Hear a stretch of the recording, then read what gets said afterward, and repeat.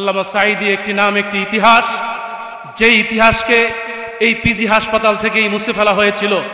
ওরা ভেবেছিল আল্লামা সাঈদীকে মুছে ফেলবে, কিন্তু আল্লামা সাঈদী মুছে ফেলার নয়, বরং যারা তাকে মুছতে চেয়েছে এই জমিন থেকে আল্লাহ তাদেরকে মুছে দিয়েছে। কাজে এই জমিনে আলেমরা যতদিন থাকবে, আল্লাহ ওয়ালারা যতদিন থাকবে, একজন মুসলমান যদি থাকবে, এই জমিনে আল্লামা সাঈদীর খুনিদের বিচার হবে। আমাদের কেনা সম্মানিত উপস্থিতি, আল্লামা সাঈদী কোন দলের নয়, আল্লামা সাঈদী কওমি নয়, আলিয়া নয়, তিনি গোটা বাংলাদেশে।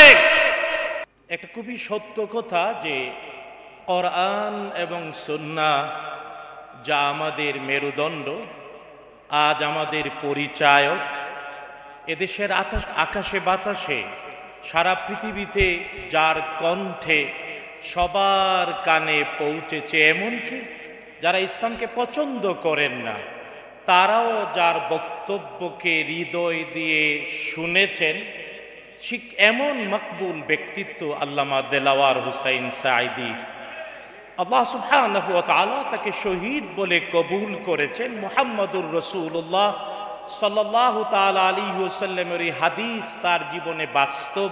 বিশ্বনবী সাল্লাল্লাহু আলাইহি ওয়াসাল্লাম বলেছেন, মান ক্বালা বিহি সাদাকা, কোরআন দিয়ে যে কথা বলে সে সত্য বলে। অন্তত আমি, এমনকি আমাদের শিক্ষক সহ আজকেও এখানে যারা, আর এই মুসলিম উম্মাহ বাংলা ভাষায় যারা কথা বলে তারা সাক্ষী যে আমাদের এই সনদ, তিনি যখন কথা বলতেন, মাহফিলে বক্তব্য রাখতেন, তার কথায় কোরআনের দলিল যেভাবে আসতো,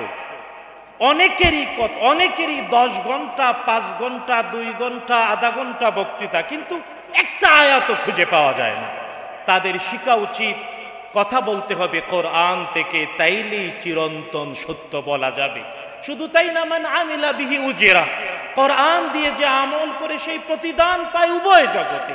শুধু তাই না, যে কোরআনের দিকে আহ্বান করে সেই চিরন্তন সত্য পথে, জান্নাতের পথে চলে। আর তাই তো আল্লাহ তাআলা তাকেও শহীদ বলে কবুল করেছেন, চিরন্তন একটা জীবন দেওয়ার জন্য। আল্লাহ তাআলা তাই আমাদেরকে বলেছেন, ওয়ালা তাহসাবান্নাল্লাযীনা কুতিলু ফি সাবিলিল্লাহি আমওয়াতান বাল আহইয়াউন ইনদা রাব্বিহিম ইরযাকুন। আমরা কোরআনের আয়াত যাতে ভুলে না যাই, আল্লামা সাঈদী শহীদ, আর তিনি এক চিরন্তন জীবনে আল্লাহ তাআলার পুরস্কারে ধন্য। আমাদের উচিত তাকে স্মরণ করা, কারণ তিনি আমাদের বাবা, তিনি আমাদের সনদ। আল্লাহ তাআলা কোরআন আল কারীমে সূরাতুল ফাতিহাতে যেমন শিখিয়েছেন, সিরাতাল্লাযীনা আনআমতা আলাইহিম, আল্লাহ ঠিক এমন হজ করার পরে আদেশ করে বলেছেন, ফাযকুরুল্লাহা কাযিকরিকুম আবাআকুম আও আশাদ্দা যিকরা। তাই আল্লামা সাঈদীকে জানতে হবে, বুঝতে হবে, শুনতে হবে এবং তারই দেখানো পথে চলতে হবে। দুনিয়ায় সত্য বলতে গেলে, প্রতিদান উভয় জগতে পাওয়া নিশ্চিত করতে গেলে, সিরাতাল মুস্তাকিমে প্রতিষ্ঠিত থাকতে গেলে, আল্লাহ তাআলা আমাদের সবাইকে ধন্য করুন। আমরাও যাতে সত্য বলতে পারি, আমরাও যাতে প্রতিদানে ধন্য হই, আমরাও যাতে হেদায়েতের উপর প্রতিষ্ঠিত থেকে দুনিয়ায় বেঁচে থাকবো বটে, তবে চিরন্তন চিরস্থায়ী সুখের জান্নাতের অধিকারী হতে পারি। আর যারা বিরোধিতা করে তাদেরকে দাওয়াত দিতে হবে, ডাকতে হবে। তবে কিছু দুষ্টকে দৃষ্টান্তমূলক শাস্তি দিতে হবে, যাতে বেয়াদবি করার ক্ষমতা আর কেউ না পায়। সুতরাং আজকের আয়োজনে এটাও দাবি, যারাই বেয়াদবি করেছে কোরআনের পাখির সাথে অতি দ্রুত তাদের দৃষ্টান্তমূলক শাস্তির ব্যবস্থা করতে হবে। আল্লাহ তাআলা আমাদের জাতির ভবিষ্যৎ যথার্থ নিশ্চিত করার জন্য এই কাজগুলো করার তৌফিক দেন, আমিন। আল্লাহ রাব্বুল আলামিন যাকে ভালোবাসেন, আল্লাহ তাআলা ডেকে বলেন, ইন্নী উহিব্বু ফুলানান ফাহিব্বাহু, আমি আমার অমুক গোলামকে ভালোবেসে ফেলেছি, তোমরাও ভালোবাসো। এই ভালোবাসা আল্লাহ রাব্বুল আলামিন ফেরেশতাদের মাঝে যেভাবে ছড়িয়ে দেন, আকাশে যেভাবে ঘোষণা হয়, জমিনের মধ্যে ঘোষণা হয়, এই ঘোষণাপত্র ঘোষণা হওয়ার পরে প্রত্যেকটা মানুষের হৃদয়ে আল্লাহ রাব্বুল আলামিন এই ভালোবাসা এমনভাবে দিয়ে দেন, সবাই এই মানুষটাকে ভালোবাসে। আমরা আজকে আল্লামা দেলোয়ার হোসেন সাঈদী রহমতুল্লাহ আলাইহি ওনার জীবনী সম্পর্কে কথা বলতে দাঁড়িয়ে আমরা পরিষ্কারভাবে বলতে পারি, ওই আলেমকে আল্লাহ রাব্বুল আলামিন কবুল করেন আলিমুন মুস্তামিলুন ইলমাহু, যেই আলেম তার ইলমকে কাজে লাগায়, দুনিয়া এবং আখিরাতে আল্লাহ রাব্বুল আলামিন তাকে শ্রেষ্ঠত্ব দান করেন, যিনি দুনিয়ার জীবনে বেঁচে থেকে তার ইলম অনুযায়ী আমল করে, ইলম অনুযায়ী কাজ করে এই সমাজকে পরিবর্তনের চেষ্টা করে। এমন এক মানুষকে নিয়ে আমরা কথা বলতে দাঁড়িয়েছি, ওনার গোটা জীবনটা আখলাকে ভরা ছিল। আমরা যতটুকুন ওনাকে দেখেছি, যতটুকুন সান্নিধ্য পেয়েছি, পুরাটাই আমরা দেখেছি ওনার আখলাকের দ্বারা উনি ওনার দিনকে, আল্লাহর দিনকে বিজয়ের জন্য চেষ্টা করেছেন। আমরা বহু আলেম এখন আছি, আলেমরা কথা বলি ঠিক, অন্তরে আমরা সেটা লালন করি না, অন্তরে লালন করলে সেটা বাস্তবায়নের চেষ্টা করি না। এমন আলেম তিনি ছিলেন, জালেমরা জুলুম করার পরে আল্লাহ রাব্বুল আলামিন তার দাম কমাননি, বরং দাম আল্লাহ তাআলা আরো বৃদ্ধি করে দিয়েছেন।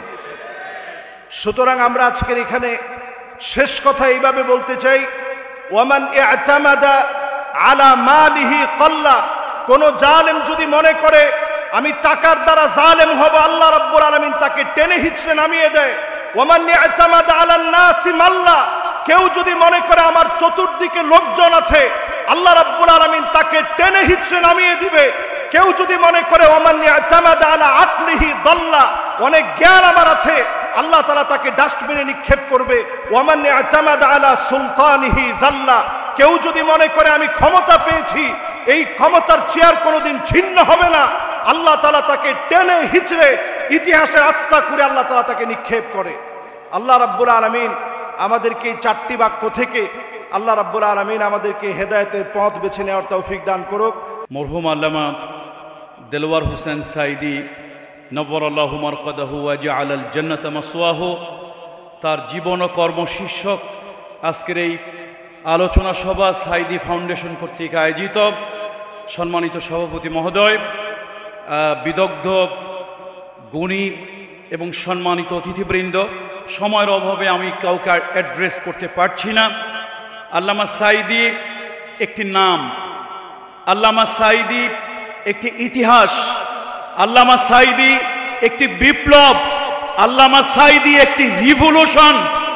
গোটা পৃথিবীতে মুসলিম মিল্লাতের জন্য ক্ষণজন্মা এই মহাপুরুষ, তিনি যেন আমাদের ইতিহাসের আকাশে একটা ধূমকেতুর মতো আবির্ভূত হয়েছিলেন। আমি সাইদি সাহেব রাহিমাহুল্লাহু তাআলার জীবনের ওই বিষয়টা তুলে ধরতে চাই।